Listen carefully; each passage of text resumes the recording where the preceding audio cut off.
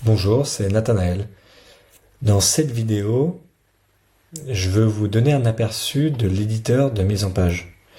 Donc à l'issue de la vidéo, vous aurez une bonne compréhension des différentes parties de cet éditeur de mise en page et de ce que vous pouvez y faire. Donc on est bien dans l'éditeur de mise en page que vous retrouvez ici en haut au milieu. Donc il est divisé en trois parties. D'abord, au milieu, c'est la vue live en direct de votre application. Ici, j'ai une vue mobile. Je peux aussi me mettre en vue desktop. Et si je veux, je peux aussi mettre ça en plein écran pour voir à quoi ça ressemblerait. Sympa. Je peux refermer ici. Et je me remets en vue mobile. Je préfère cette vue-là. Ensuite, je peux me positionner ici et changer l'utilisateur qui serait en train d'utiliser l'application. Pourquoi? Parce qu'on a un système de rôle dans Glide et en fonction de l'utilisateur, je vais peut-être pas voir exactement les mêmes données. En particulier, par exemple, si je suis sur une page profil et que je suis sur la page profil de chaque utilisateur, évidemment, Alma va voir son nom et son image et les données qui lui appartiennent, alors qu'Elise va voir une autre page. Je verrai ça ici d'ailleurs. Donc là, si je vais sur... Pardon, je verrai ça ici. Donc si je vais sur la page profil de l'utilisateur, si je suis sur la page d'Elise, je vois ceci, alors que si je me mets sur la page d'Alma, ça change évidemment.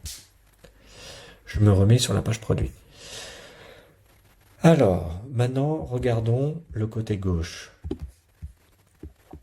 On a vu dans une vidéo précédente que le côté gauche est une section nous permet de sélectionner différents éléments. Alors ici, ça nous permet de sélectionner les différentes tabs ou les différents onglets, on appelle ça des onglets en français ou des tabs en anglais, ou alors tout simplement des écrans. Ici, c'est un des écrans de l'application. Et en dessous, on peut sélectionner les composants de cet écran. Donc d'abord, attardons-nous un petit peu sur la partie écran. Donc, observez ici les onglets. Si je les reordonne, si je déplace le produit vers le bas, les onglets se réarrangent. Je pourrais aussi mettre la page produit dans le menu, en le mettant ici. Je pourrais aussi, par exemple, la page commande, la cacher de là pour le moment, même si j'ai pas envie de l'effacer. Je la cache et hop, je peux plus la voir.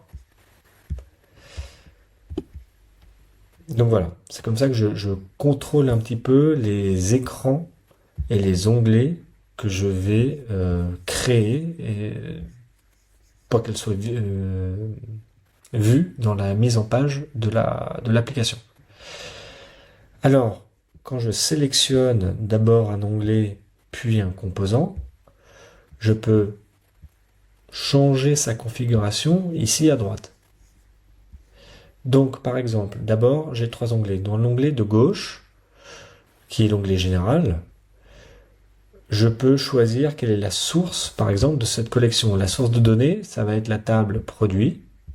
Il se trouve que j'ai envie de lui donner le nom produit, donc on voit ça apparaître ici.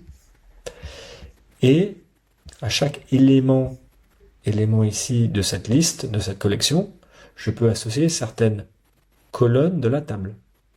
Alors par exemple, pour l'image, je vais associer la colonne photo. Pour la partie méta, qui est cette partie en bleu, je lui associe la colonne prix. Mais je pourrais changer ça.